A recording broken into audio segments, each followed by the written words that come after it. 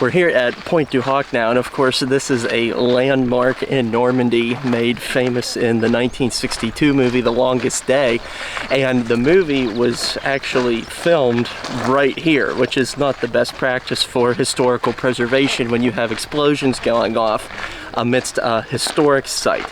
But behind me you see one of the bunkers that one of the German artillery pieces was supposed to be in, one of the 155mm guns that 225 Rangers of the 2nd Ranger Battalion scaled the cliffs behind Andrew, our editor and cameraman.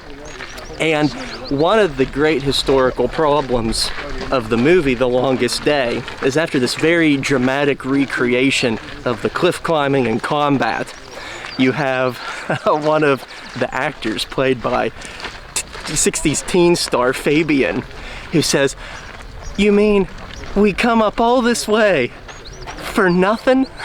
The guns. They ain't no mounts. They never even been installed. You mean we come up all this way for nothing? And then that's the end pretty much of the cinematic depiction of the fighting here at Pointe du Hoc. But the story is thicker and more complicated than that, because just about 800 meters behind us is 5 of the guns. And 2 sergeants of the 2nd Ranger Battalion wandered down one of the lengths of hedgerows, and they found the guns. They spiked them with thermite grenades by shoving those explosives into the cogs and gears of the machinery and under the noses of an entire company of German defenders.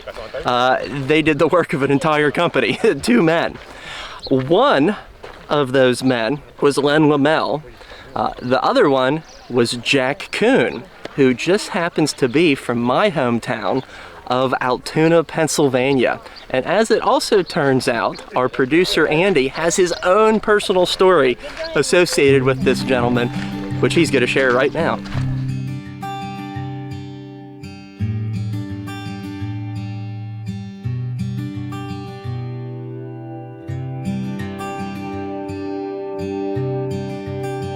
All right, you might have trouble believing this, but when 9/11 happened, I was 16 years old. And a good friend of my history teacher just happened to be Jack Kuhn himself. He was our city police chief. He was retired by that point, but he came in to speak to our class the very next day we came into school. And I remember very vividly him giving the speech to get ready for war, boys. And that stuck with me. One of the interesting points about Jack Kuhn is he was a very tough man. He was an Army Ranger. In Korea, he was a Marine. He was our local city police chief. But in his formative years, his last years, he was a local van driver and took kids to school.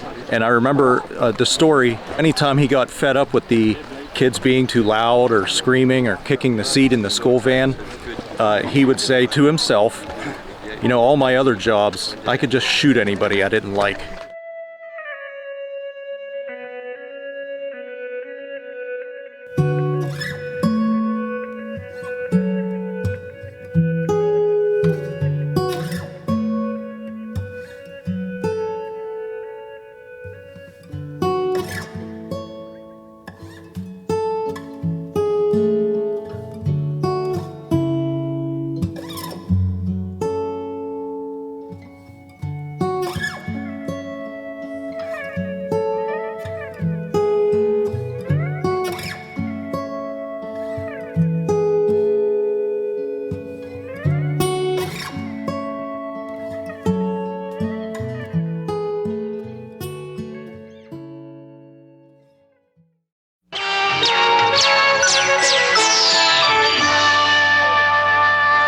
Was it like this when you came over? Identical, Bill. You couldn't have ordered a day more like it. This is identical to what D-Day was like.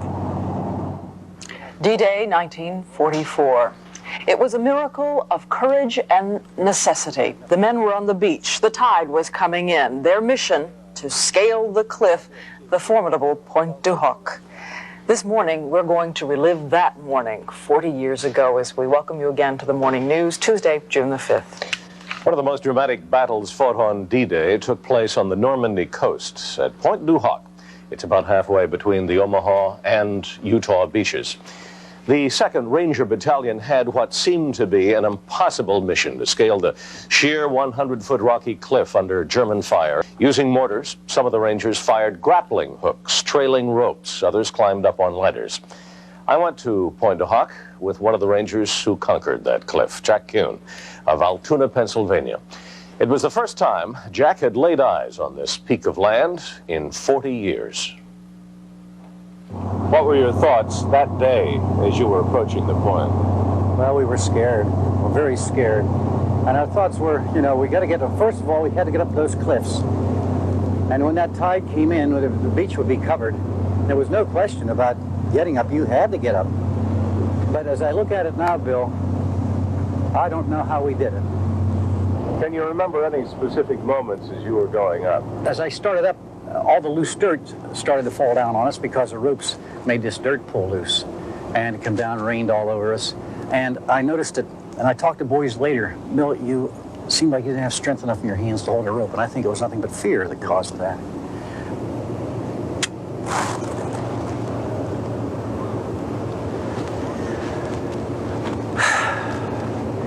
You see, when we came in here, you could see the enemy running across up there, and a funny feeling, on reality, that somebody was actually shooting at you. I couldn't believe it was happening. You could actually see the Germans when they were up on top. Yes, you see these people up here? Mm-hmm. Well, now just imagine if they were standing there with rifles firing at you. It must give you a special feeling to be this close again. Another time in your life. Yes, Bill, I can't put it into words exactly. It's like coming home, as I say. There's the point. I haven't seen it for 40 years, but it sure hasn't changed. It's just as I saw it D-Day. Did you ever think you'd be back here one more time? No, I never thought I'd ever make it. This is unbelievable. Later, Jack and I strolled around the summit of Pointe du Hoc. For him, it was his first look at the channel from this vantage. On D-Day, once over the top, Jack Kuhn never looked back. As a veteran ranger, he attracted some attention up there. From some modern-day Rangers. Jack Kuhn, I was the D Company 2nd. We were so glad to see you lads carry on the tradition. And you look like Rangers. You're built for the duty. And from a Frenchman. At Pointe du Hoc, Rangers. In the Rangers? Rangers, yes. I was a Ranger. My hat is off to you, he says. A chapeau. Looks different from here now, doesn't it? It certainly does, Bill, yeah. See, there was no grass, and this was all mud, and dirt had been thrown, all fresh holes. But it still remains the point. It hasn't changed that much. Where were most of the casualties? When we got topside, the check was made. We only had 15 dead then. There was a lot of men wounded. And then as we started inland is where we started to take the sniper fire and the fire on the men. And we seen them dropping then.